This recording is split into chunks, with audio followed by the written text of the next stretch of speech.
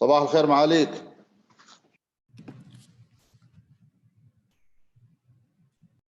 صباح الخير عليك. وينك عمرك ابو حمد؟ موجود بين الايادي الله يعزك. الله يسلمك، صباحك الله بالخير. بالخير والكرامه والسرور وتيسير الامور يا رب. الله يطول عمرك. كيف الامور؟ كيف الصحه؟ كيف اخواننا في المملكه؟ خير الله يطول عمرك ويسلمك. اذا انتم بخير احنا بخير. الله يعين الجميع على الله الجهود المستعان. الطيبه. الله المستعان. الله ييمل يا رب. هذا معالي الدكتور بندر الحجار اشوفه. صباحك الله بالخير معالي الدكتور. صباح الخير، كيف حياك الحال؟ الله دكتور يوسف. صباحك الله بالخير. صباح الخير جميعا. شرفتنا. هذا معالي الاستاذ عبد الرحمن العويس وزير الاماراتي للصحه وحمايه المجتمع في دوله الامارات والرئيس. حيا الله. هلا معاليك، هلا معاليك، صباحك ورد. صباح الخير، حياك الله مع الوزير. صباح الخير بالجميع. from all our members. عمرك ابو حمد، اظنه ارسلت لكم المسير بالترتيبات. اي نعم. اذا متى حبيتوا تبتدون على الوقت، باقي دقيقتين او ثلاث.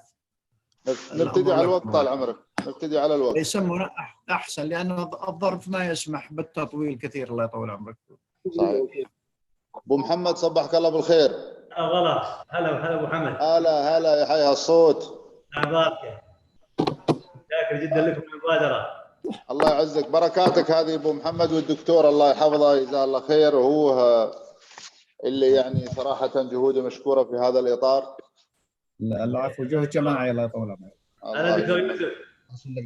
لا اهلا معالي الدكتور توفيق. هلا الدكتور توفيق. الله يحييكم جميعا. الله يسلمك. اهلا وسهلا معالي الدكتور توفيق، صباحك الله بالخير. هلا مرحبا، حياكم الله. شلونك ان شاء الله طيب؟ اقول معالي الدكتور توفيق الله يعطيكم العافيه على الجهود الطيبه. شكرا دكتور يوسف، عافاك الله. وما قصرتوا الله يسلمك، وتوجيهات القياده واضحه، والمبادرات من البدايه كان لها اثر كبير على ان شاء الله الحد من يا رب الله يحمي الجميع. الله يسر يا رب الله يسر.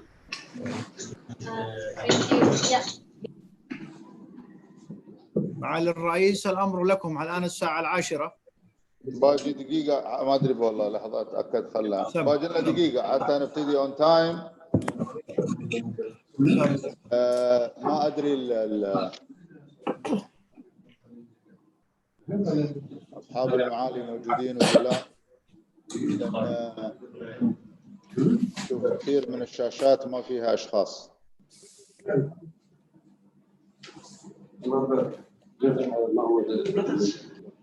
خلاص تلبسوا. رد الباب عليه. ويقول لك كثير من الاشخاص.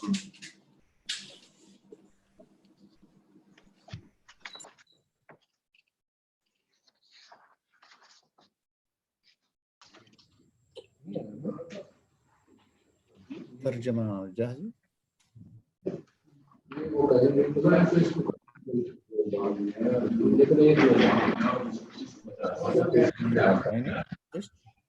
ايش اللغة الثانية؟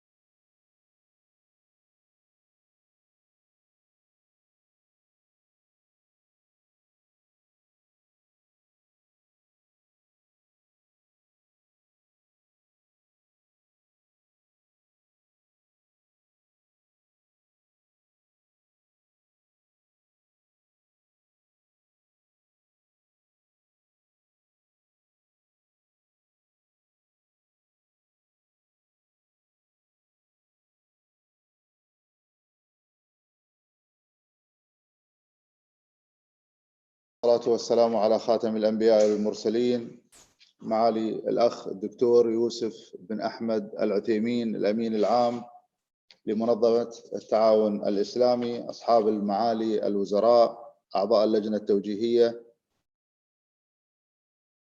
ممثلي الدول، السلام عليكم ورحمة الله وبركاته.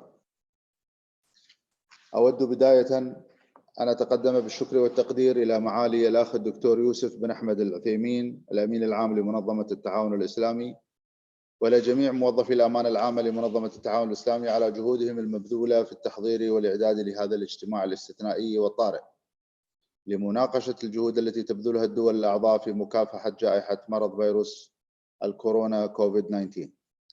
أصحاب المعالي، نجتمع اليوم في وضع استثنائي في ظل التحدي الصحي الذي تواجهه دول العالم، بما فيه الدول الإسلامية والمتمثل بجائحة فيروس كورونا كوفيد-19.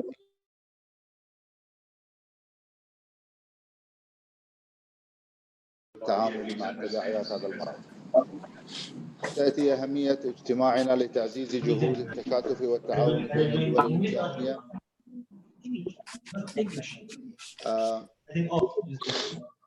أصحاب المعالي، إذا بالإمكان أثناء الكلمات أن نبقي الميكروفونات مغلقة حتى لا نقطع الحديث على أي طرف. نبقي الميكروفونات على وضع الإغلاق أو الميوت حتى نستطيع أن نستمع ونكمل إن شاء الله. تأتي أهمية اجتماعنا لتعزيز جهود التكاتف والتعاون بين الدول الإسلامية بهدف احتواء تفشي الفيروس والتخفيف من آثاره على الصحة والاقتصاد والمجتمع.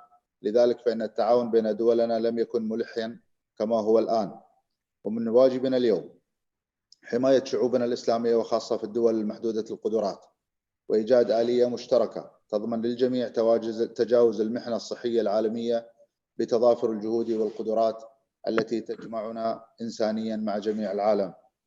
أصحاب المعالي، إن الإمارات العربية المتحدة وبتوجيه قيادتها الرشيدة ومنذ بداية ظهور الفيروس أدركت أهمية مسؤوليتها الإنسانية وأعلنت تضامنها مع الجهود العالمية لاحتواء تداعيات انتشار الجائحة، وقدمت مختلف أشكال الدعم والمساعدة للعالم، مجسدة النهج الإماراتي الراسخ في العطاء والتلاحم والتآزر لخدمة الإنسانية ودعم الأشقاء والأصدقاء في الظروف الحرجة، سواء من خلال مبادرة الإمارات وطن الإنسانية أو من خلال تواصل صاحب السمو الشيخ محمد بن زايد مع فضيلة شيخ الأزهر وقداسة البابا، تجسيدا لمبدأ وثيقة الأخوة الإنسانية.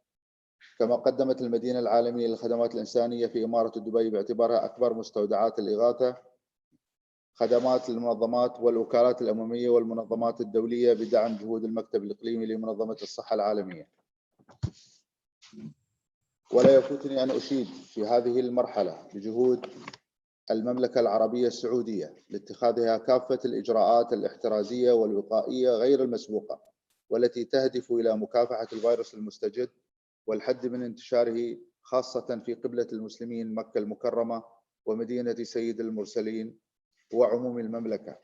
ختاما، أود أن أؤكد على التزام الإمارات بتعزيز التضامن والتعاون بين كافة الدول الأعضاء على الصعيد الإسلامي والصعيد العالمي في مواجهة ومكافحة فيروس كورونا المستجد والحد من انتشاره، تمهيدا لاحتوائه والقضاء عليه. والسلام عليكم ورحمة الله. شكرا جزيلا إخواني الكرام. الكلمة الآن لمعالي الأخ الدكتور يوسف بن أحمد العثيمين الأمين العام. تفضل معالي. شكرا سيد الرئيس. بسم Merci, Monsieur le Président. Au nom d'Allah, prière à Allah, prière sur le prophète. صاحب المعالي الأستاذ عبد الرحمن العويس، وزير الصحة ووقاية المجتمع لدولة الإمارات العربية المتحدة، رئيس اللجنة التوجيهية. أصحاب المعالي وزراء الصحة، Excellence, ministre de la Santé، رئيس مجموعة البنك الإسلامي للتنمية، السادة ممثلي الدول الأعضاء في اللجنة التوجيهية، السادة ممثلي مؤسسات وأجهزة منظمة التعاون الإسلامي، السادة ممثلي المؤسسات الدولية، السلام عليكم ورحمة الله وبركاته. أعرب شكري لمعالي الرئيس على استجابته لطلب عقد هذا الاجتماع على مشاركتكم هذا الاجتماع بالرغم من كثرة أشغالكم لا سيما في هذا الوضع الاستثنائي الذي يشهده عالمنا اليوم. فاجتماعنا اليوم والعالم برمته يواجه تحديا غير مسبوق في تاريخ البشرية، حيث يصاب ملايين الأشخاص بمرض فيروس كورونا المستجد. هذا الفيروس الذي وصل إلى جميع أصقاع العالم متجاوزا الحدود ومهاجما بني البشر، مستهدفا مصادر رزقهم وحاصدا أرواح الآلاف منهم دون اعتبار لمواقعهم وألوانهم وجنسياتهم أو معتقداتهم. أن هذا الفيروس الذي صنف كجائحة عالمية أثرت تداعياته على الاقتصاد والصحة ومختلف مفاصل الحياة الاجتماعية، وهو الأمر الذي استدعى قيام دولنا الأعضاء وعلى مختلف المستويات الوطنية والإقليمية والدولية للمسارعة في اتخاذ إجراءات احترازية وعلاجية وتوعوية ووقائية بشكل فوري وحاسم من أجل الحد من انتشار المرض وحماية الناس منه. الظرف الحالي يستوجب الاستمرار في مضاعفة جهود دولنا الأعضاء في مواجهة هذا الوباء، ويتيح لنا اجتماع اليوم الفرصة لتبادل المعلومات والخبرات ومناقشة آليات تنسيق الاستجابات على المستويات الوطنية والجماعية للدول الأعضاء في المنظمة. إننا بحاجة في الوقت الحاضر في معركتنا ضد هذا العدو غير المرئي إلى الاستفادة من كل جهد متاح، سواء من دولنا الأعضاء أو من منظمة الصحة العالمية وما تقدمه من معايير ومبادئ توجيهية، بالإضافة إلى تطبيق ما يمليه علينا ديننا الإسلامي الحنيف الذي يحض على حفظ النفس البشرية. أصحاب المعالي والسعادة، إن عددا من أنظمة الرعاية الصحية في دولنا الأعضاء بحاجة ماسة إلى دعم عاجل في مواجهة الزيادة المضطردة في أعداد المرضى. وأود هنا أن أعرب عن تقديري للبنك الإسلامي للتنمية، وهو أحد أجهزة المنظمة المتخصصة لإنشائه مركزا للتأهب والاستجابة الاستراتيجية وتخصيصه دعما سخيا لمساعدة الدول الأعضاء على معالجة الآثار السلبية لجائحة كورونا. والشكر موصول كذلك لصندوق التضامن الإسلامي أحد أجهزة المنظمة المتفرعة، والذي أطلق مبادرة عاجلة لمساعدة الدول الأعضاء أقل نمواً والأكثر تضرراً في مواجهة الجائحة. لذلك أهيب بجميع الدول الأعضاء حكومات ومؤسسات وأفراد بالتبرع بسخاء لصندوق التضامن الإسلامي للمنظمة حتى يستطيع تقديم الدعم للمنح الملح لهذه الدول. اجتماع اليوم يعزز بلا شك تصميم دولنا الأعضاء على العمل سوية لمكافحة هذا الوباء. لذا أجدد التأكيد على أننا أمام واجب وديني يفرض علينا التضامن والعمل المشترك في مواجهة هذه الأزمة من خلال تبادل الخبرات والتجارب والموارد، إضافة إلى مواصلة دعم منظمة الصحة العالمية في جهودها، وبخاصة تلك الموجهة للدول الأكثر احتياجاً. إن المعركة ضد هذا الوباء العالمي معركة طويلة، ومع ذلك أرجو أن نتمكن قريباً بعون الله ثم بفضل قدرات باحثينا وعلمائنا من إيجاد علاج لهذا المرض. وستواصل منظمة التعاون الإسلامي ومؤسساتها الاطلاع بدورها في مساعدة الدول على محاربة هذا الفيروس على نحو جماعي، وسوف نسخر جميع مواردنا لمساعدة شعوبنا في هذه الأوقات العصيبة. كما أود أن أعرب عن استعداد الأمانة لتكثيف التعاون مع المؤسسات الدولية لتعزيز وتوحيد الجهود لمحاربة هذا الوباء وبما يعود بالخير على البشرية جمعاء. أدعو الله أن يرفع الغمة عن الأمة وهذا البلاء عن دولنا وسائر البشرية، حفظنا الله جميعا. شكرا لكم والسلام عليكم ورحمة الله وبركاته.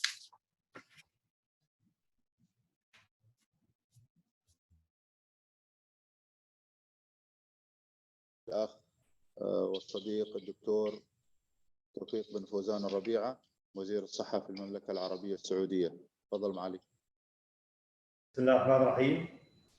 أصحاب المعالي، أصحاب السعادة، الإخوة والأخوات، السلام عليكم ورحمة الله وبركاته. أتقدم بجزيل الشكر لمعالي الدكتور يوسف بن أحمد العثيمين الأمين العام بمنظمة التعاون الإسلامي، ومعالي الدكتور عبد الرحمن العويس وزير الصحة ووقاية المجتمع بدولة الإمارات العربية المتحدة، ورئيس الدورة السابعة للمؤتمر، على المبادرة بالدعوة لهذا الاجتماع الهام نظرا إلى الظروف التي تواجهها جميع الدول في مواجهتها لفيروس كورونا المستجد، وحرصا على قيام المملكة على كل ما فيه سلامة للوطن والأمة الإسلامية، تم اتخاذ إجراءات احترازية غير مسبوقة كإيقاف العمرة قبل ظهور أي حالة في المملكة لضمان سلامة المعتمرين وعدم انتشار المرض ببلدانهم. واعتمدنا بعد توفيق الله على خبراتنا السابقة في التعامل مع الأوبئة وعلى مراكزنا الوطنية ذات التجربة مثل المركز الوطني لمكافحة الأمراض المعدية والوقاية منها، والمركز العالمي لطب الحشود، دون الإخلال باللوائح الصحية الدورية. ونقوم في المملكة بمراقبة الوضع الحالي ودراسة ما سيكون عليه موسم الحج لهذا العام، حيث يصعب التنبؤ بآلية انتشار الفيروس والخريطة الوبائية له في الأشهر القليلة القادمة، وسيتم اتخاذ القرار الأنسب مع مراعاة صحة الحجاج وسلامتهم كأولوية قصوى. ونتطلع إلى أن تتوافق الدول الأعضاء في منظمة التعاون الإسلامي على إجراءات احترازية قوية جماعية لهذا الوباء، من شأنها أن تمكن الدول الأعضاء من مواجهة هذا الوباء والتعامل مع الآثار المترتبة عليه. ونسأل الله أن يرفع عنا البلاء وأن يجنبنا تبعاته. والسلام عليكم ورحمة الله وبركاته.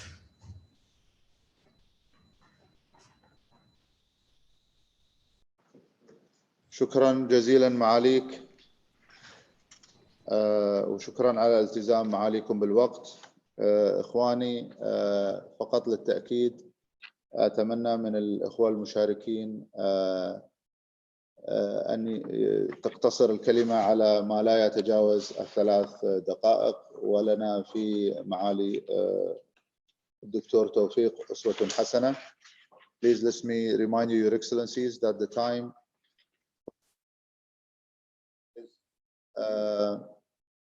3 minutes to save Your Excellency. ألفت انتباه معاليكم إلى Now the ضرورة floor is for Excellency Abdullah Amin, Minister of Health of the الآن Maldives. الكلمة Please, Your لعبد الله Excellency, أمين the معالي floor is yours.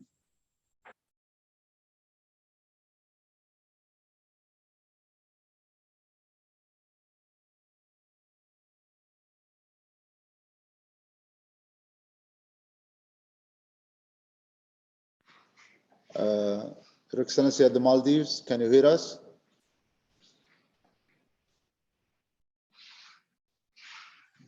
Maldives? I don't think the Maldives can hear us. Assalamu alaikum. Please, Your Excellency, the floor is yours. Assalamu alaikum, and a warm greetings to our brothers and sisters of the Islamic world, and especially to the members of the OIC. Mr. Chair, we certainly always have had this choice of conducting meetings virtually, and perhaps we should continue to do so more frequently in the future. But this virtual meeting today, as you would also concur, is more of a desired consequence than a preferred choice. Indeed, Mr. Chair, these are unprecedented and uncertain times in a world reeling from the devastating socio-economic impacts of COVID-19. That Islamic world must not feel devastated. We must stay focused, stick to our principles, stay strong, and combat COVID-19 with a renewed sense of brotherhood and resolve. Maldives in early January, while many countries were still debating the levels of threat from the yet unknown mysterious viral infection, took this issue very seriously. We set up the team to closely monitor the fast evolving situation and took early measures for prevention. A country open to the world and of high concentration of visitor traffic, the early January risk assessment showed the Maldives was a high-risk country for COVID-19. With an economic and daily livelihood heavily dependent on the tourist dollar, we had to make very difficult but decisive interventions. With almost no local production of food, medicine, and other essential goods, closing of our borders was not an easy option. It was our bread and butter. Our preventive strategies were multi-pronged, ranging from restricting travel from specific countries, informing the public on the global situation, possible threats to Maldives from within and abroad. We established a health emergency operations center within the Ministry of Health, activated the multi-stakeholder health emergency coordination committee, both of which were guided by technical advisory group. We were and continue to be faced with many challenges in our effort to prevent widespread of the disease. Needless to say, restricting travel from certain countries also had undesired consequence of challenges in the importation of goods and general import and export sector. From basic food items to household and construction materials to medicine and medical equipment, we are almost 100% dependent on foreign imports and foreign markets, not to mention our heavy reliance also on imported labor as well as medical professionals. Restricting in the second phase of our intervention, with the first positive case of COVID-19, further travel restrictions were put in place gradually, restricting travel from many countries, both countries with community spread, mandatory quarantine, cancellation of on-arrival visa service, and finally allowing arrivals only for Maldivian returning home. These measures have also been coupled with even more aggressive information and awareness campaign, restriction of movements, with the declaration of first ever public health emergency in Maldives on 12th March. Currently, Maldives is undergoing the preparation for the phase 3 with possible escalation of situation in case of time, Your Excellency. Time, please. Let me, on behalf of my country, assure you and the Islamic and international community that Maldives would continue to maintain the robust measures it has put in place, and with our support to be able to contribute to the global effort and to overcome these difficult times. Thank you. Thank you very much, Your Excellency. The floor now moves to His Excellency Dr. Zafar, Mirza, Minister of State for the National Health Service in Pakistan. Your Excellency, the floor is yours. Bismillahirrahmanirrahim. Your Excellencies, Chair of the Ministers of Health and the Secretary General and Honorable Ministers of Health, thank you very much, first of all, creating this opportunity. This was very well timed. Since time is very short, I will just rush through a few of the points that I want to make and a few of the recommendations that I want to make. This is obviously an unprecedented situation that humanity is facing today. And we hope that all of us learn from this by preparing and responding better in future.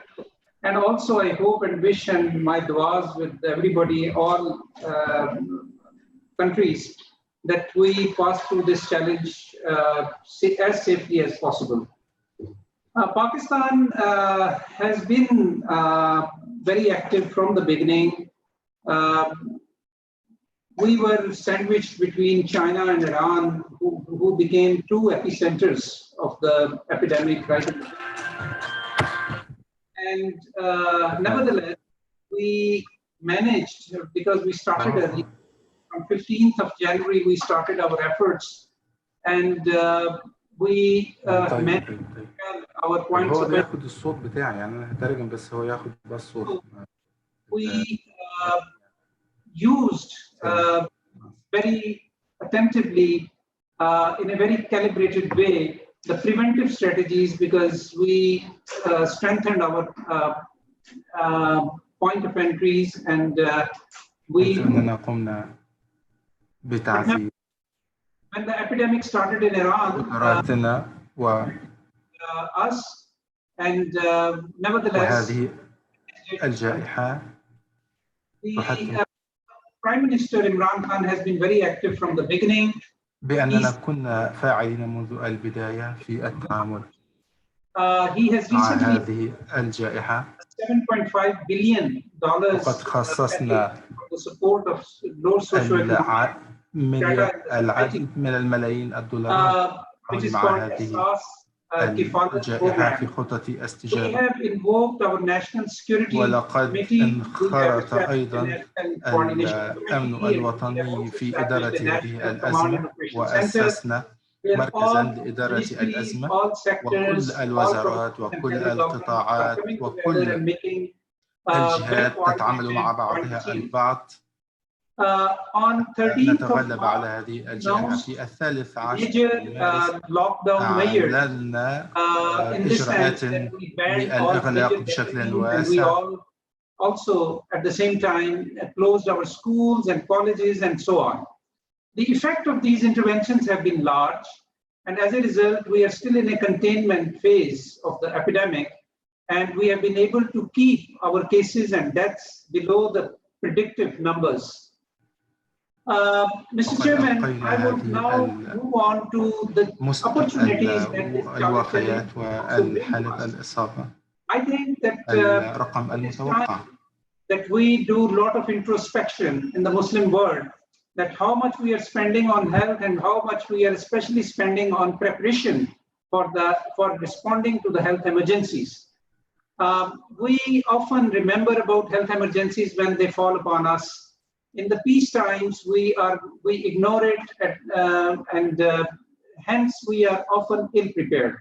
So what I'm going to suggest is that we should have a mechanism established. أنا بترجم بس كل شوية بيفصل الخط من عندي. International health regulations can be كل شوية. at national level. We should have legal framework in our countries which should enable us to continue to invest in our health security infrastructure in our countries, because what this pandemic is showing us is that there is no concept of national security without health security being a very important component of the national security. Also, we have comparative advantages among the member states of the OIC, and we also need to develop a mechanism through which we can use our comparative advantages to the best, whether it is in terms of developing vaccines or whether it is in the terms of producing pharmaceuticals, or in this case, personal protection equipment. I would suggest that sooner rather than later, under the auspices of the OIC and Islamic Development Bank, we should try to develop a strategy for strengthening our national capacities for preparation and response to health emergencies. Pakistan has a lot to offer in this area. We have 700 plus pharmaceutical companies and number of other comparative advantages that time does not allow me to go into. And also, I think that we also can learn from each other through this experience, that how disease surveillance systems needs to be strengthened in our countries, and at the same time, how the coordination mechanism, the institutions for the health security needs to be strengthened. Thank you very much once again for this opportunity, and I would very much like to continue to engage on behalf of the government of Pakistan with OIC health ministers to take this work forward. Thank you very much, Your Excellencies. Thank you, Excellency. The floor now is moved to Chad for His Excellency Professor Muhammad Yusuf Khayal, and I'll just urge everyone, Your Excellencies, to stick to the time. All of us have a lot to say, all of us have a lot of ideas, but I think this can be handled later on with through the OIC. The floor is now to Chad. Please, Your Excellency. Assalamu alaikum wa rahmatullahi wa barakatuh. Mesdames et messieurs, chers collègues, ministres, bonjour. Je suis très réconforté d'échanger avec vous en ces jours pour mieux cerner la situation sanitaire dans vos pays respectifs, mais aussi vous donner l'opportunité de comprendre les actions menées par mon pays au moment où le monde est secoué par la pandémie de coronavirus COVID-19. En effet, mon pays, le Tchad, a enregistré son premier cas de COVID le 19 mars 2020. Dès l'apparition des premiers cas dans le monde, les autorités ont mis les paquets pour arrêter une stratégie de lutte. Ce plan de lutte comprend des structures spécialisées avec des tâches bien définies. Des mesures sont aussi prises pour sensibiliser, conscientiser, éduquer et informer la grande masse sur les règles barrières. Nous avons également très rapidement formé les personnels soignants pour plus d'efficacité et de dévouement face à cette pandémie. Chers collègues, cette téléconférence vient à point nommé, car elle nous permet de parler des efforts fournis et des défis à relever. S'agissant des efforts, mon pays, le Tchad, continue à faire face à la pandémie malgré ses maigres moyens, ses maigres ressources et les défis de sécurité auxquels le pays fait face sur nos frontières, avec notamment la présence de son Excellence le Président de la République sur le théâtre de la lutte contre les terroristes de Boko Haram. C'est le lieu aussi de saluer les soutiens des partenaires techniques et financiers, les pays amis et de bonne volonté qui ne cessent d'accompagner le gouvernement dans ce combat contre cette pandémie mondiale. Concernant la situation globale de la pandémie, nous avons enregistré total 10 cas, dont 2 cas sont totalement guéris. Les autres sont suivis par nos équipes médicales et leurs états sont stables et rassurants. Par rapport à la situation des personnes mises en quarantaine, depuis le début des opérations de lutte contre la maladie, on note 1966, donc 479 sorties en date du 6 avril courant. Le risque est plus élevé dans les zones frontalières du Cameroun, du Niger, du Nigeria, du Soudan, mais aussi dans les grandes villes où on vient enregistrer dans l'une des grandes villes de l'Est du pays. Pour ce qui concerne la stratégie de lutte, les mesures prises par le gouvernement sont observées par les citoyens sans exception. On est en train de mettre en place toutes les mesures pour détecter, dépister et isoler, et aussi pour préparer nos centres de traitement de nos hôpitaux. Nous avons utilisé un premier centre de prise en charge, hôpital provincial de Farcha, et nous avons poursuivi pour tous les hôpitaux du pays pour avoir la capacité minimum de réponse.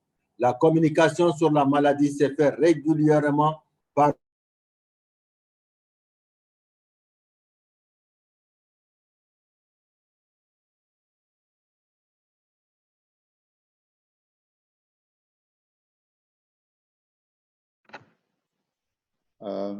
the sound is lost, Your Excellency. Can we reach Chad again?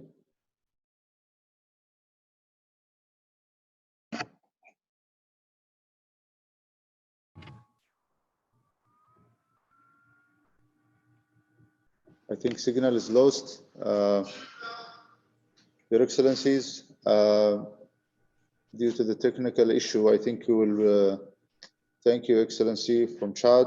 We'll move to His Excellency Dato Adam Baba, Minister of Health and Militia.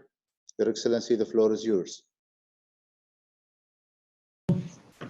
Honorable Chairman, Excellencies, the Ministry of Health Malaysia pleased to brief you on the current standing of COVID in Malaysia and share the measures as well as strategies undertaken by the government thus far to fight this outbreak. Now we have 4,119 confirmed COVID cases in Malaysia, with death reported thus far stand at 65, while a total of 1,487 cases have recovered.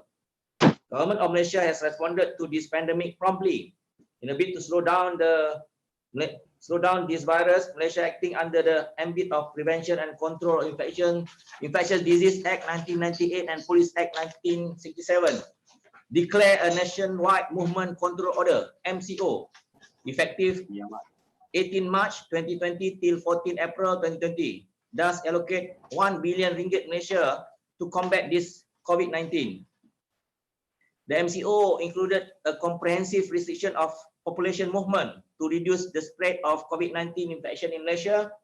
And during this duration, public were requested to remain at home. Police roadblocks were put in place.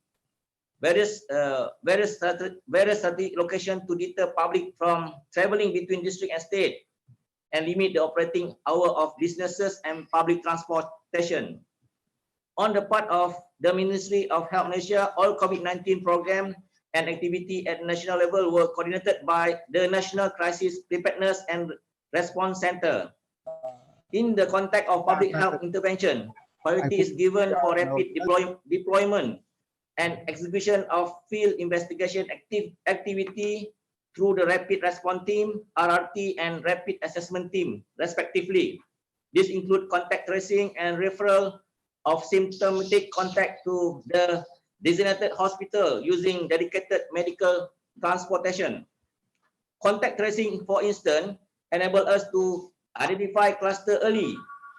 Our team also working hand in hand and are in close collaboration with our foreign counterpart to share information and to combat this outbreak together.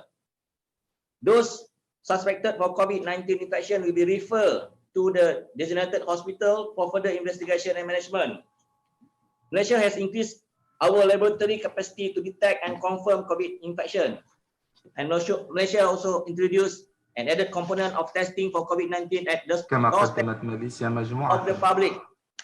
This communication also given more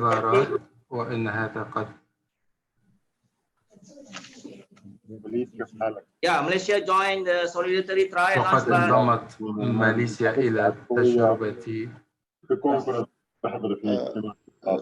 Your Excellency, if you allow us, please stop the translation because translation is disturbing. Please stop the translation. The translation cut the minister's speech. So, Excellency, you have 1 more minute. Please proceed. Okay, please. We are doing our best by mobilizing our full resources across the government and society.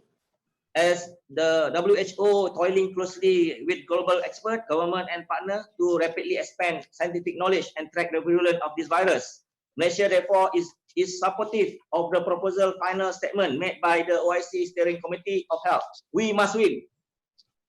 Thank you very much. Thank you very much, Your Excellency. Thank you, and hopefully, inshallah, with the grace of God, we will win. Let me welcome back His Excellency in charge. Thank you very much for speaking, Your Excellency. And now the floor is for Excellency Dr. Akram Ali Atom, Minister of Health in Sudan. Your Excellency, the floor is yours.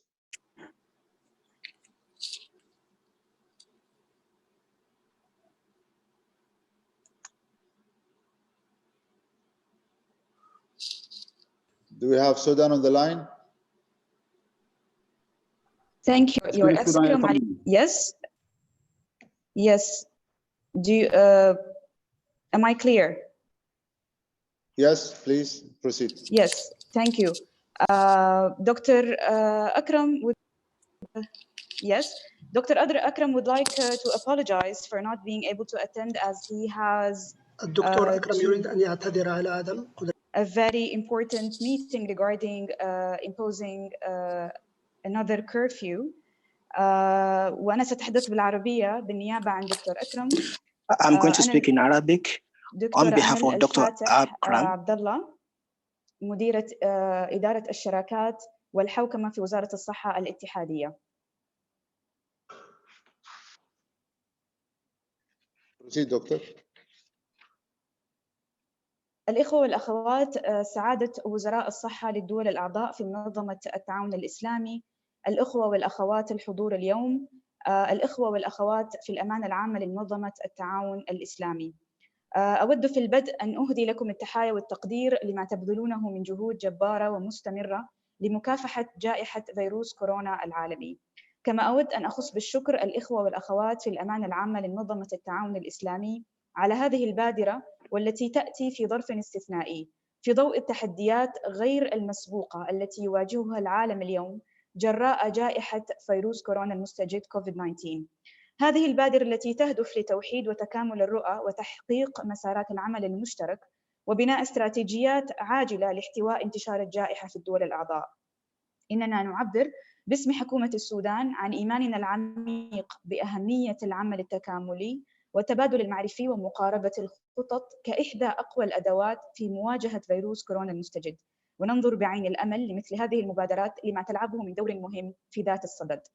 بلغ السودان عن اكتشاف أول حالة إصابة بفيروس الكورونا في 13 من مارس الماضي لرجل 50 قادم من إحدى الدول المجاورة، ليرتفع بعدها عدد الحالات المؤكدة ل14 حالة حتى هذا الأسبوع، معظمها لأشخاص قدموا من الخارج ومخالطين لهم.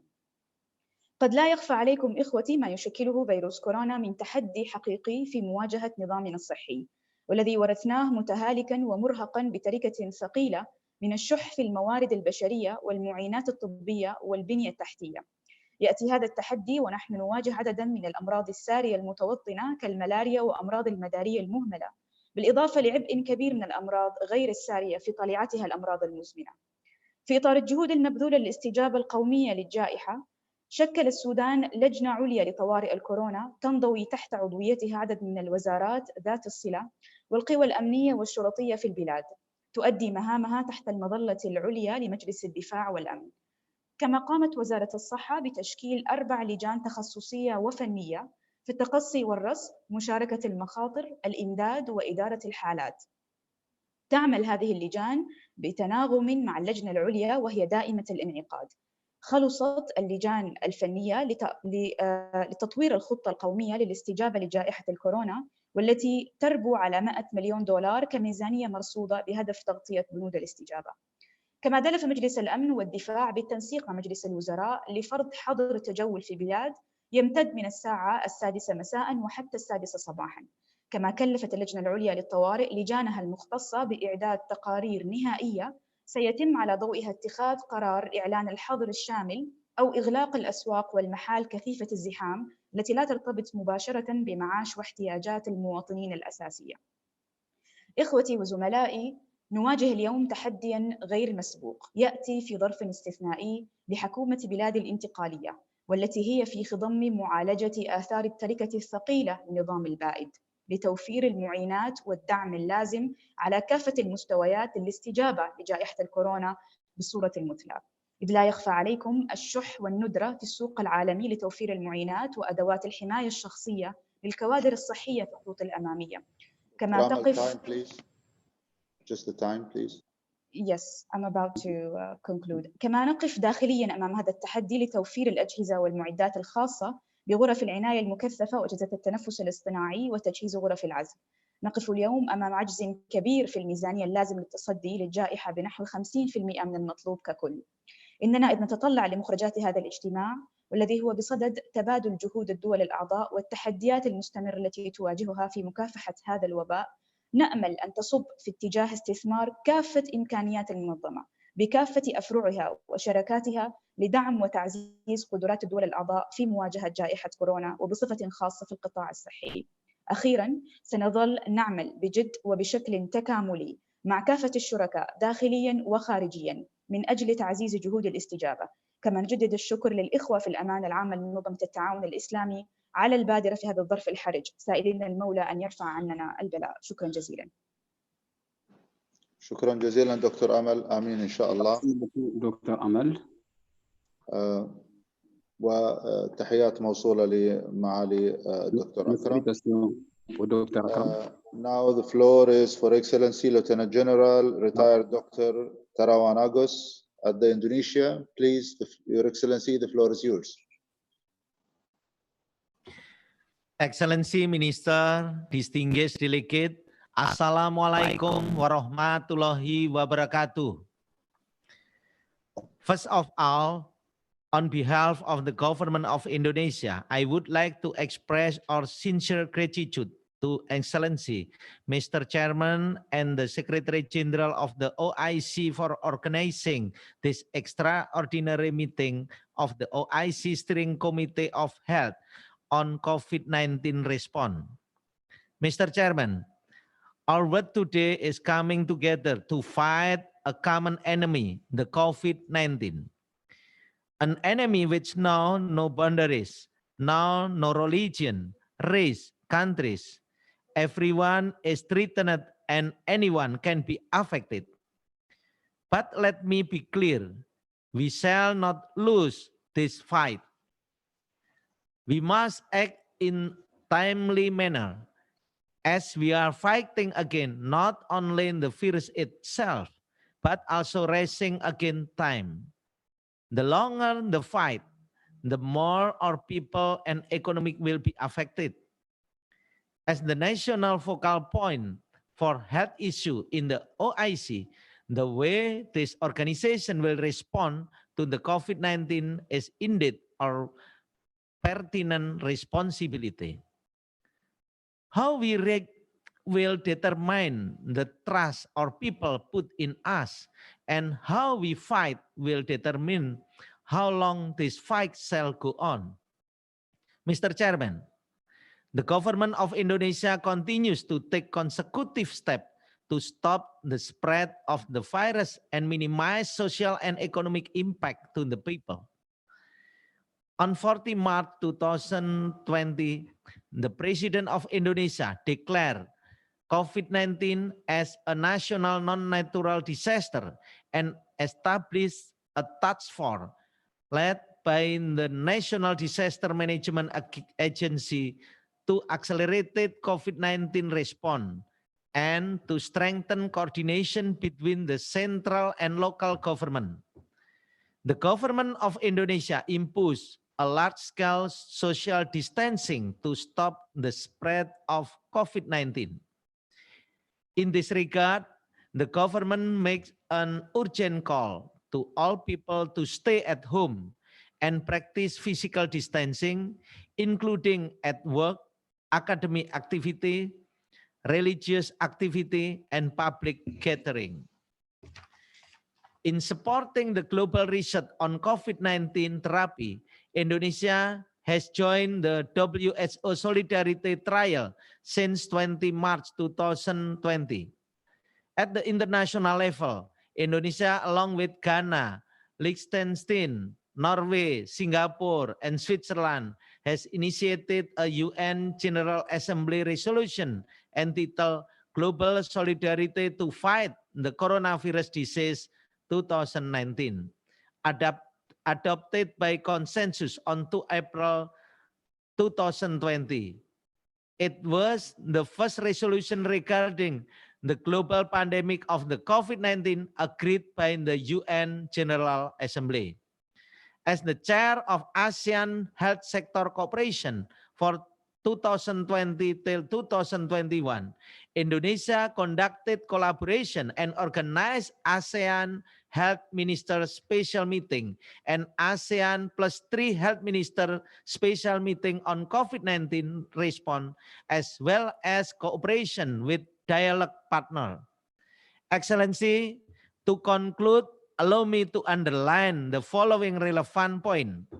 The cooperation between OIC member states must be strengthened in order to fight this global pandemic.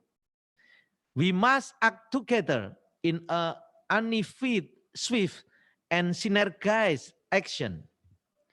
In this connection, Indonesia encouraged the Secretariat to play its important role in facilitating solidarity movement to support its OIC member state, among other by supporting the intervention of vaccine to prevent the infection of an antivirus for the cure for COVID-19 and ensuring the quality, affordability, and availability of medical supply to contain the pandemic.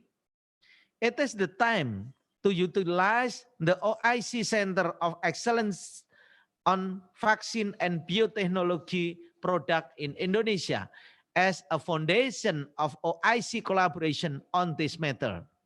Finally, Indonesia welcomed the joint statement of OIC Extraordinary Steering Committee on Health meeting to take OIC concerted action in addressing the COVID-19 pandemic. I am confident that this is the time to show the world Muslim Brotherhood the strength of our ummah, joining hand to defeat the world common enemy. Together we can. Together makes us stronger. Thank you very much. Wassalamualaikum warahmatullahi wabarakatuh. Alaikum assalam wa rahmatullah. Thank you, Your Excellency. Now the floor go to Egypt. Dr. Mohammed Hassani, please, the floor is yours. So I do apologize, the floor go to Mauritania. Je m'excuse, la parole est à Mauritanie.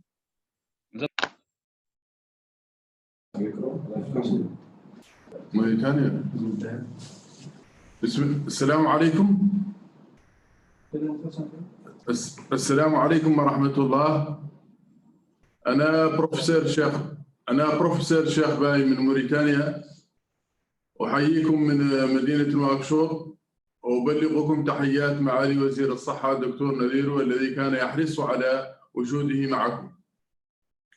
وإنني بهذه المناسبة السيد معالي وزير الصحة بدولة الإمارات العربية المتحدة معالي عبد الرحمن محمد العويس، السيد معالي وزير الصحة المملكة العربية السعودية الدكتور توفيق بن فوزان الربيعة، السيد الأمين العام للمنظمة معالي يوسف أحمد العثيمين. السلام عليكم ورحمة الله تعالى وبركاته. يسرنا في موريتانيا مشاركتكم اليوم هذا اللقاء الذي ينعقد في وقت خاص، بحيث يواجه العالم أحد أكبر التحديات الصحية لمواجهة جائحة كورونا المستجد، وهو ما يعني أن منظمتنا العتيدة منظمة التعاون الإسلامي منظمة رائدة تجعل من الاعتناء بصحة مواطني الدول الإسلامية أولوية خاصة. نحن في موريتانيا سجلنا حتى الآن 7 حالات. الحالة الأخيرة سجلت صباح فجر اليوم، ونظرا للخطة الاستباقية ما زلنا بحمد الله وقوته في وضعية يمكن السيطرة عليها.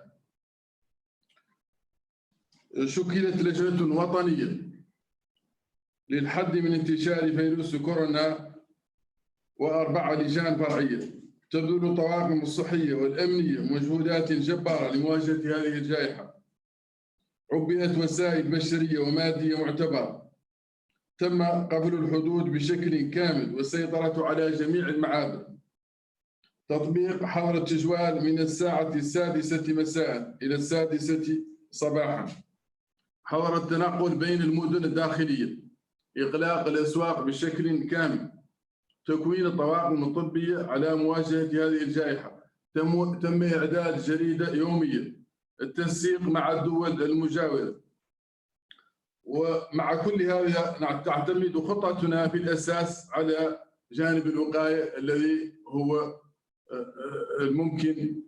الذي يمكننا بحول الله من السيطرة على هذه الجائحة.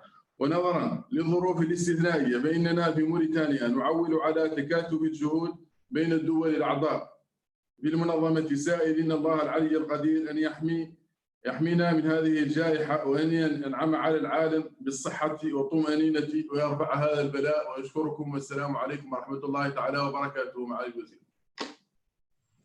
عليكم السلام ورحمة الله. شكرا جزيلا. Thank you very much. We'll move to Dr. Mohammed Hassani in Egypt. Your Excellency, the floor is yours. الرئيس وزير الصحة الإماراتي ورئيس الدورة السابعة للمؤتمر الإسلامي لوزراء الصحة، معالي السيد الدكتور يوسف بن محمد العثيمين الأمين العام لمنظمة التعاون الإسلامي، السادة أصحاب المعالي وزراء الصحة، الجمع الكريم. قامت جمهورية مصر العربية كونها جزء من الكيان الإنساني والإسلامي، وبعد ظهور أول حالة إصابة بالفيروس بالإسراع في اتخاذ العديد من الإجراءات الاحترازية والوقائية لمواجهة تداعيات انتشار فيروس كورونا المستجد كوفيد-19. لقد كان التحرك سريعا ومحددا ودقيقا على كافة المستويات سواء في الداخل أو الخارج. أولا داخليا، لقد قامت وزارة الصحة والسكان المصرية بتحديد وتجهيز 50 مستشفى بالكوادر الطبية المدربة لاستقبال وفحص الحالات المشتبهة بالفيروس أو الحالات التي ظهرت عليها أعراض الإصابة، وموزعة على كافة أنحاء الجمهورية. كما قامت بإعداد وتجهيز 11 من مستشفيات العزل الصحي موزعة على 27 محافظة لاستقبال وعزل الحالات التي يثبت إصابتها بالفيروس، مع دعم تلك المستشفيات بالأطقم الطبية المدربة وبالمستلزمات الطبية اللازمة للتعامل مع تلك الحالات حتى تعافيها وتمثلها للشفاء، بالإضافة إلى قيام هيئة الإسعاف المصرية بإعداد وتجهيز أسطول كامل يصل إلى 1000 سيارة من سيارات المجهزة لنقل الحالات التي تشتبه في إصابتها من منازلها إلى المستشفيات، وكذلك نقل الحالات الإيجابية إلى مستشفيات العزل الصحي في سيارات إسعاف ذاتية التطهير. كما قامت الوزارة ممثلة في قطاع الطب الوقائي باتباع إجراءات دقيقة وصارمة لترصد وتتبع الحالات القادمة من الخارج ومتابعتها على مدار 14 يوما متتالية للتأكد من خلوها من الفيروس، بالإضافة إلى حملات الدعم الإعلامي والتوعوي للمواطنين بإنشاء خط ساخن للتوعية حول خطورة الفيروس وسائل الوقاية والحماية الواجب اتباعها.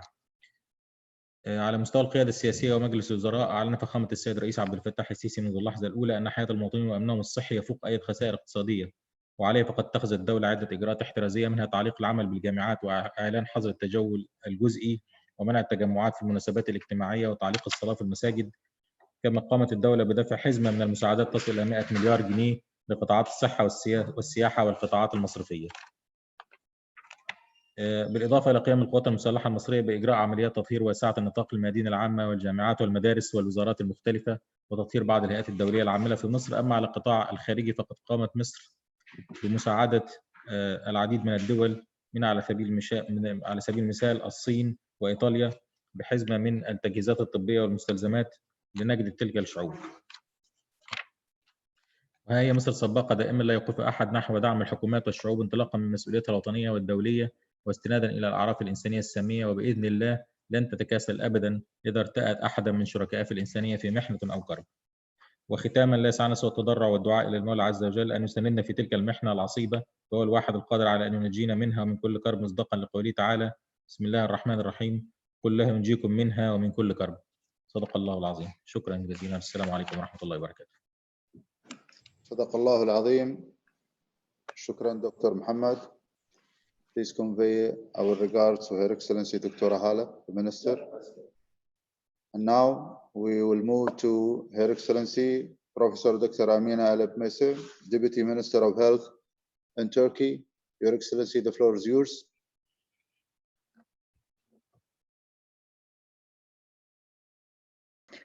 Thank you very much. Assalamu alaikum.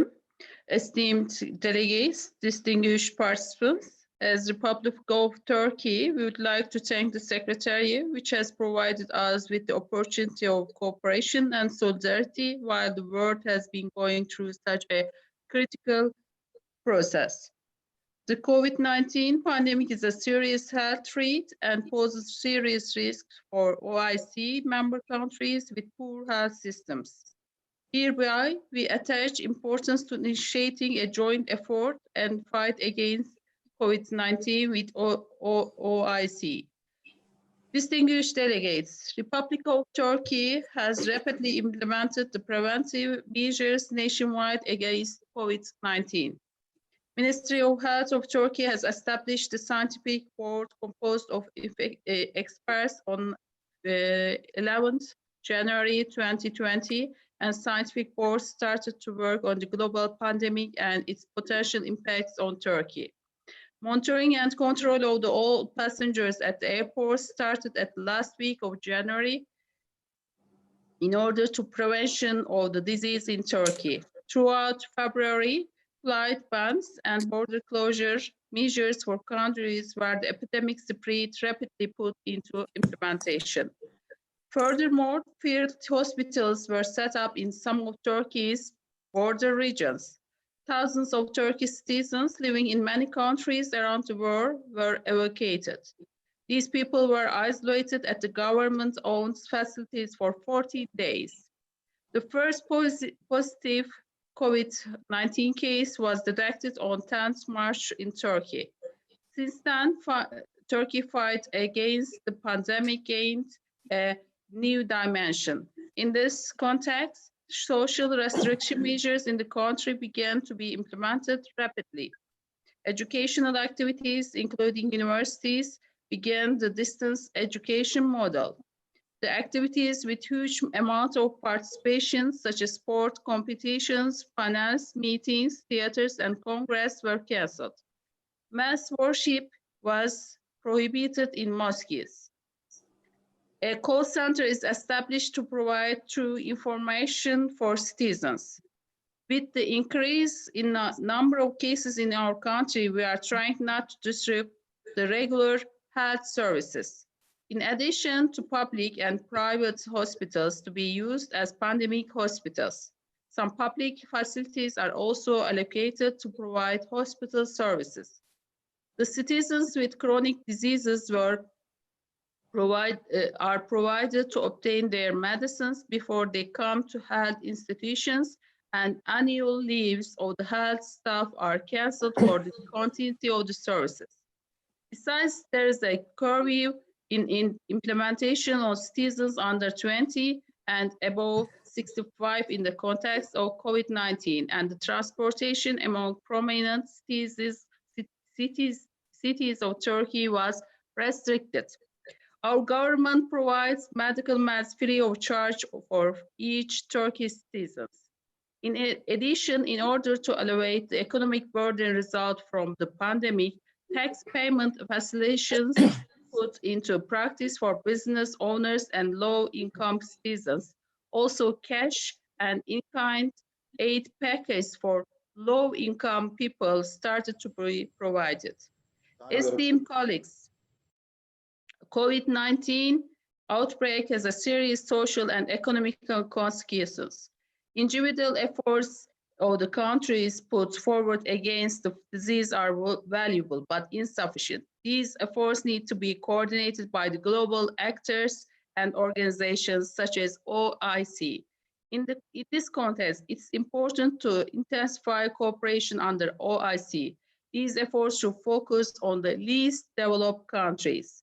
We know that the spirit of Islamic solidarity is needed more than ever to leave such crises behind. For this reason, strengthening solidarity and awareness among Islamic world is historically important for Ummah. With this understanding, as usual, Turkey is putting all efforts to support the nearly 30 affected countries in the means of medical supply. Important part of these countries are Islamic countries. We appreciate and support at all effort made in the fight against COVID-19 pandemic. I thank you. Assalamu alaikum. Alaikum salam. Thank you, Your Excellency. And now we go to the OIC institutions. Start with His Excellency Bandar Hajar, President of Isdb. Your Excellency, the floor is yours. بسم الله الرحمن الرحيم. معالي الأمين العام لمنظمة التعاون الإسلامي الأخ الدكتور يوسف العثيمين، معالي وزير الصحة بدولة الإمارات العربية المتحدة، رئيس الدورة السابعة لوزراء الصحة، الإخوة والأخوات، السلام عليكم ورحمة الله وبركاته. The Islamic Development Bank Group response to COVID-19 was quick. We devised comprehensive 3 R's: response, restore, and restart. Tailor-made intervention package for our member countries with an initial envelope of $2.3 billion. The package includes grants, concessional resources, trade finance, private sector lending, and political and risk insurance coverage. As we speak today, the Islamic Development Bank COVID-19 Global Hub blockchain platform is going live. It will allow strategic partners such as MDBs, financing partners, expert institutions, suppliers, and authority in affected countries to share relevant information regarding their respective responses and action to see first-hand project end-to-end supply chain. At the initial stage, The platform is designed to serve over 30 countries gateway. The Isdb also the only multilateral development bank that has invited scientists, universities, and research centers to help make a vaccine to eradicate the virus through the $500 million Science, Technology, and Innovation Transform Fund created by the bank 2 years ago to find innovative solutions to the development challenges in our member countries. On that, I would like to conclude my statement by affirming that the Isdb group stands ready to support our member countries, and we will continue to provide tailor-made development support to the most vulnerable state. Wassalamu alaikum wa rahmatullahi wa barakatuh. Shukran lakum. Thank you very much, Your Excellency. Thank you for the continuous support for the OIC countries. And now we go to the international organization. His Excellency, Dr. Seth Gabi, Chief Executive Officer of Gavi. Excellency, the floor is yours. Dear Excellencies, ladies and gentlemen, salam alaikum. Thank you for inviting us to join you. I'm very grateful for the Organization of Islamic Cooperation and United Arab Emirates to call for this meeting today. The pandemic is already affecting 64 Gavi-supported countries, including 26 OIC member states, and it's critical to support the already fragile health systems. As we fear, COVID-19 can quickly overwhelm the healthcare systems in developing countries, and the social and economic impact is likely to be massive. A UNDP study has already suggested it could exceed $220 billion. So we're leveraging our core expertise and assets for this fight. First, by supporting health workers and strengthening health systems to battle the onslaught of the pandemic and rebuild depleted systems. We're redirecting 10% of our health systems funding for immediate use until more substantial support starts to flow. 2 weeks after we offered this flexibilities, $21 million of support has already been approved for 11 countries, and 8 other countries are under review. 16 countries have expressed interest, and of these 35 countries, 17 are in OIC member states. Secondly, we're trying to stop the disruption of routine immunization services to maintain population immunity against other infectious disease and avoid the risk of further outbreaks. Third, we're trying to work with the private sector to bring their technologies. And fourth, to accelerate the development of a safe, effective, and affordable COVID-19 vaccine, the best way to end the pandemic. Our experience in Ebola is particularly key in informing this. We set up an advanced purchase commitment for all manufacturers working on candidate vaccines. That has led to the licensing and pre-qualification, and now we have a global stockpile of 500,000 doses. So as you know, our mission is to save children's lives and protect people's health. To date, we've immunized 760 million children, saving more than 13 million lives, including immunizing 314 million children and saving 5.6 million lives in 33 Organization of Islamic Cooperation member states. Over 50% of our resources go to OIC member states. The disruptions are likely to impact routine immunization. So far, at least 13.5 million people in 14 of the least developed countries have had disruption. As you know, Excellencies, the government of the United Kingdom will be chairing our coming replenishment meeting on the 4th of June, trying to secure at least $7.4 billion to immunize an additional 300 million children and save further 7 to 8 million lives. Gavi's planned program over the next 5 years had never been more important. And in this regard, we're grateful that the G20, led by the Kingdom of Saudi Arabia in their Extraordinary Leaders Summit, called for Gavi to be fully replenished as part of the COVID response. So just to finish, we were established 20 years ago to ensure new and underused vaccines are quickly made available to prevent infectious diseases and strengthen global health security. We have successfully introduced 433 new vaccines into low and middle income countries. We're ready to work with these countries to introduce a COVID vaccine, as well as future vaccines as they need it and become available. Gavi is ready to work with you, Excellencies, and the alliance partners, not only to prevent diseases and suffering, but to protect the next generation against disease and pandemics in the coming years and to help communities prosper. This has never been as important as in these extraordinary times of the coronavirus pandemic. Thank you very much, Excellencies, for your kind attention. Thank you, Your Excellency. Thank you for being there always, and thank you for your support and participation always. We'll move to the WHO and the WHO Regional Director of the Eastern Mediterranean. I'm not sure that His Excellency Al-Mundari is there. Your Excellency, this is Jafar. I'm the deputy of Dr. Al-Mundari. He is on a call with the Director General. So if you allow, I'll go ahead. Thank you, Your Excellency. Thank you. Floor is yours. Thank you, Your Excellency, Mr. Chair. Thank you, Your Excellencies, and all colleagues from the international organization. Thank you, OIC Secretariat, for holding this very important meeting in these challenging times where the unprecedented outbreak requires for all of us for more unity and solidarity, with most of the excellencies already highlighted. Since the outbreak first was reported to WHO, we have more than 211 countries now being affected with 1.35 million positive cases and almost 74,000 deaths.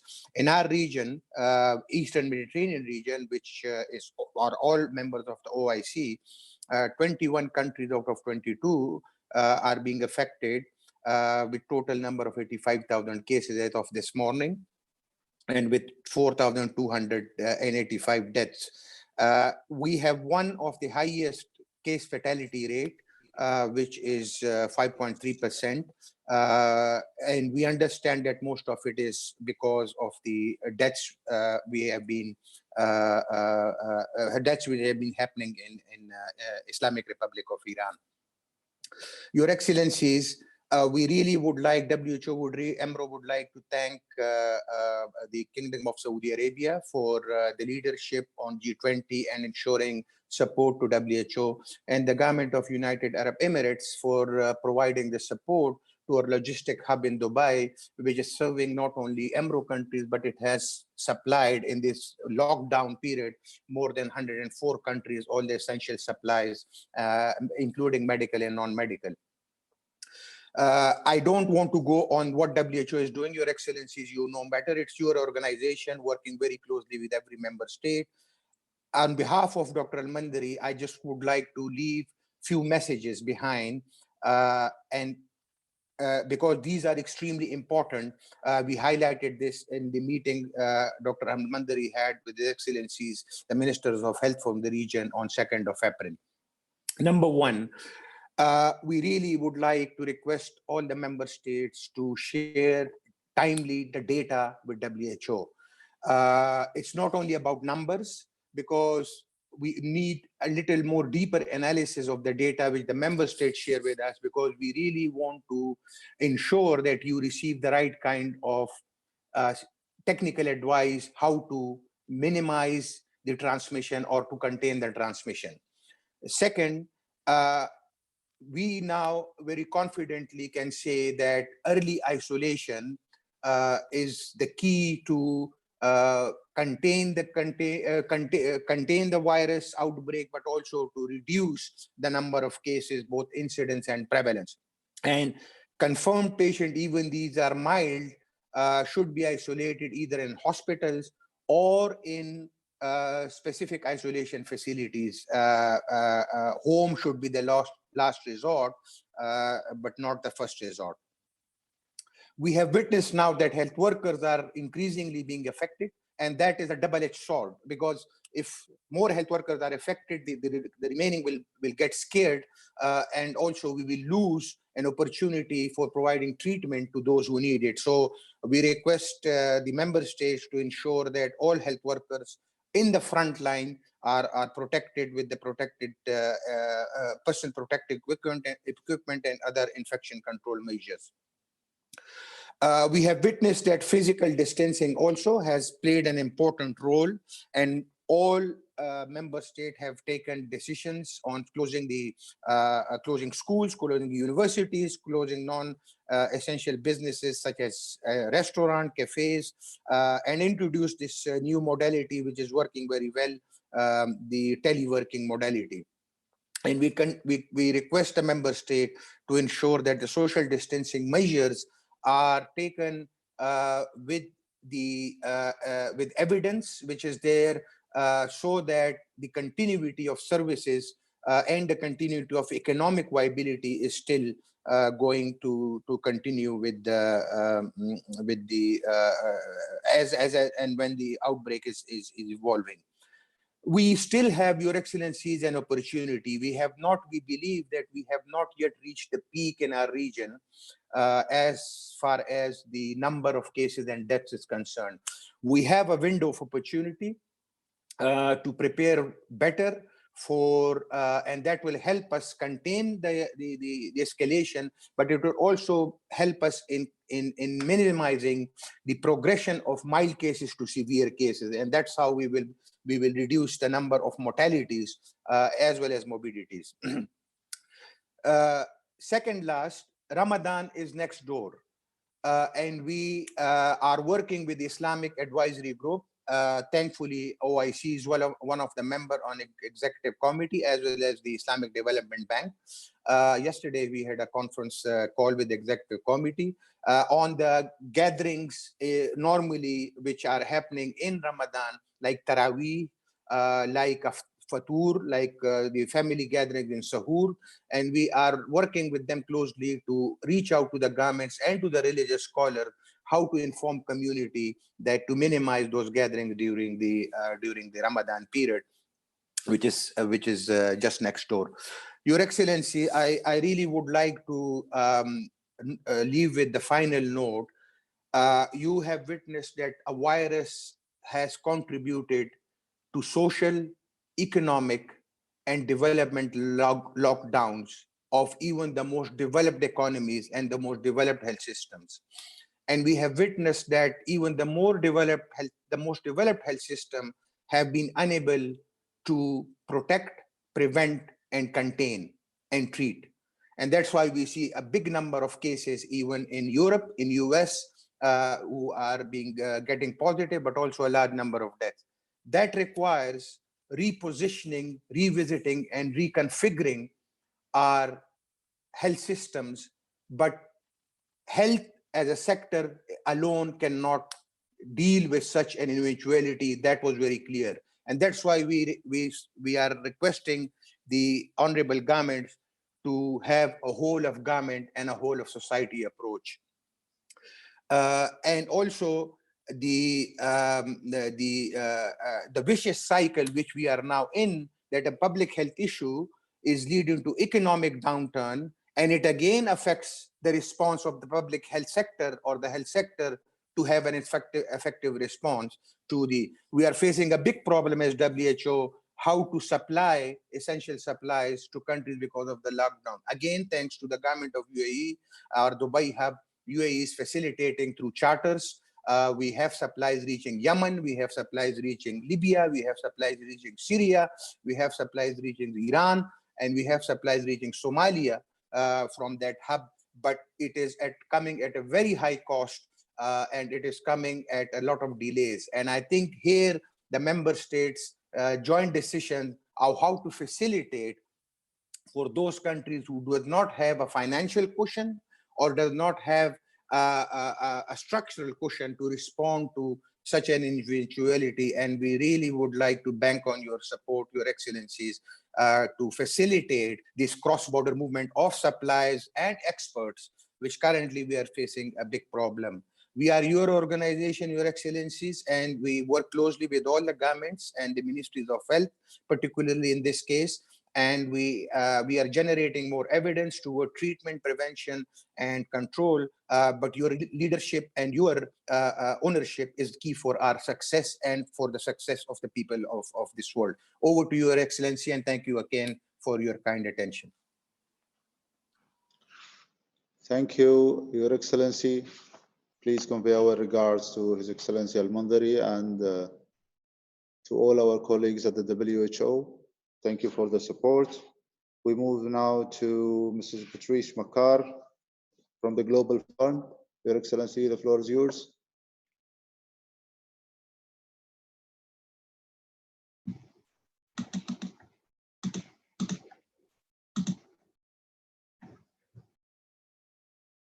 Yes, Excellency, please proceed. Good morning, Your Excellencies, distinguished representatives. The Global Fund welcomes the opportunity to join the extraordinary meeting of the OIC Steering Committee on Health to inform about its role in the international response to contain COVID-19.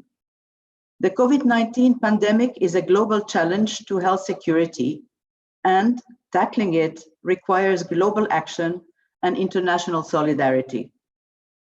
As the largest multilateral grant funding mechanism in global health, the Global Fund is taking swift action to respond to COVID-19 crisis under the leadership of the WHO and together with its other global health partners.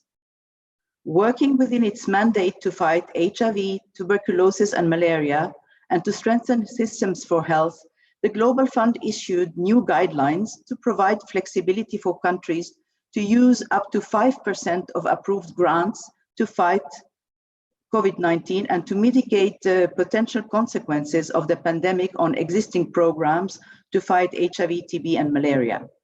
These flexibilities include, amongst others, redeploying underutilized assets, repurposing grant savings, as well as reprogramming existing grants. Activities under the new COVID-19 guidelines include, but are not limited to, epidemic preparedness assessment, laboratory testing, sample transportation, use of surveillance infrastructure, infection control in health facilities, and information campaigns. The infrastructure and the capabilities to defeat diseases like AIDS, TB, and malaria, medical supply chains, laboratories, community health workers, disease surveillance are used to identify and respond to the new outbreak like COVID-19. So far, 41 countries, amongst which 22 OIC member countries, are benefiting from such flexibilities. As we are speaking, more countries have requested to benefit from such flexibilities. I think we stand by 46 right now. And these flexibilities enable countries to develop rapid responses plans to contain COVID-19. The Global Fund is committed to advancing the global health security, the financing and thus strengthening health systems in order to carry out its central role to end the world's three deadliest epidemics, AIDS, TB, and malaria, and also by responding rapidly to the current crisis facing us as a result of COVID-19. Thank you. Assalamu alaikum wa shukran. Thank you, Excellency. Thank you for participating, and thank you for being there also. We'll move now to His Excellency Nabil Dabbour from SESRIC, Director General. Please, Your Excellency, the floor is yours.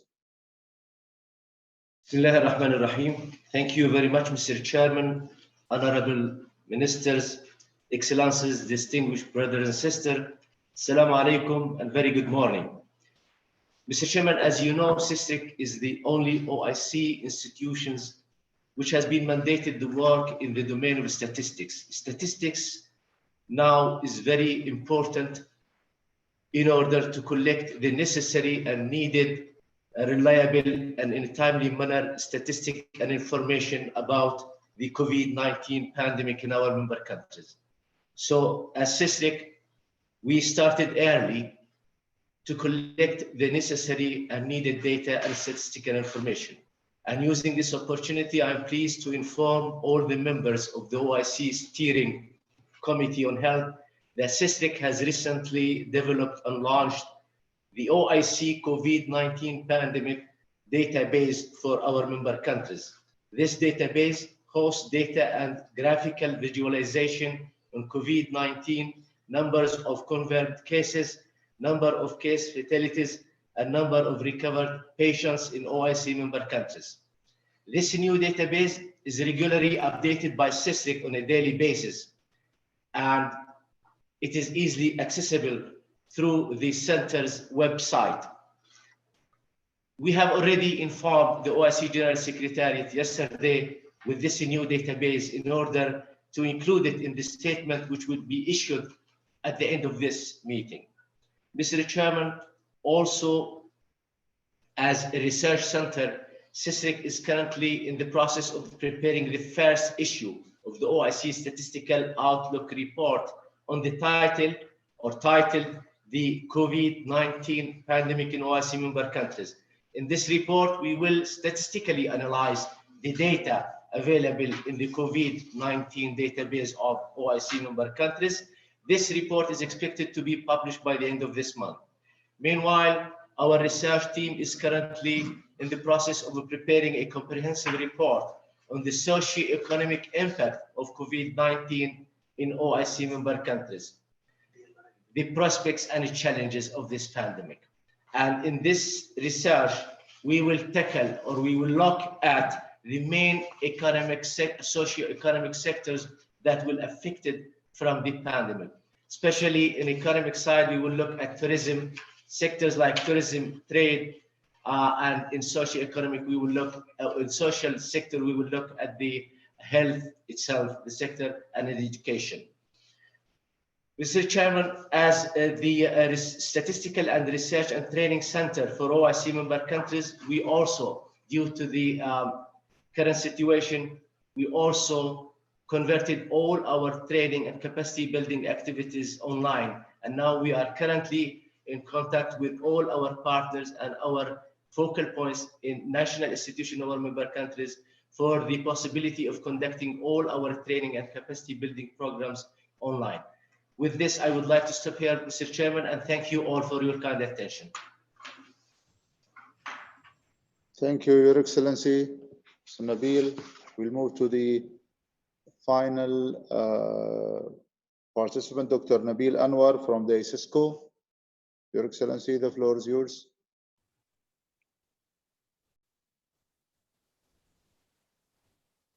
Mr. Chairman, Honorable Ministers, Excellencies, ladies and gentlemen, thank you very much. ISISCO is on the rise since the beginning of COVID-19. We have launched initiatives in the areas of our competencies and mandate. ISISCO is working intensively in the field to combat the outbreak of COVID-19 on the educational, scientific, social, humanitarian, cultural, and health levels by providing all the necessary support. ISISCO has orchestrated all its efforts, intensified measures, and aligned each goal to effectively overcome the crisis, envisioning the restoration of normal day-to-day life. At the time of needs, ISISCO has responded to the real needs of the member states, helped the communities at large, and reached out to them and in the field of initiatives. We are open for strong and meaningful collaboration with governments, competent parties, and international organizations that had made a difference during the crisis. I invite all to visit ISISCO website to acknowledge our initiatives. Join us on supporting and uplifting countries to overcome this COVID-19 crisis and limit its impact on social, educational, cultural, and humanitarian areas. Thank you very much. Thank you, Your Excellency. Thanks to everyone who participated. Thanks for the all the organization also who participated, especially the WHO, Gavi, and the others, Global Fund. We saw everybody participating, supporting, and I think this is what we need at this time. More participation, more transparency, more quick, swift actions, and also more hand in hand. We have to facilitate, we have to support, and we have to be for each other. So thank you, everyone. I still remember the action when the Gavi and the others and the WHO were running to achieve the 14 billion for the Global Fund.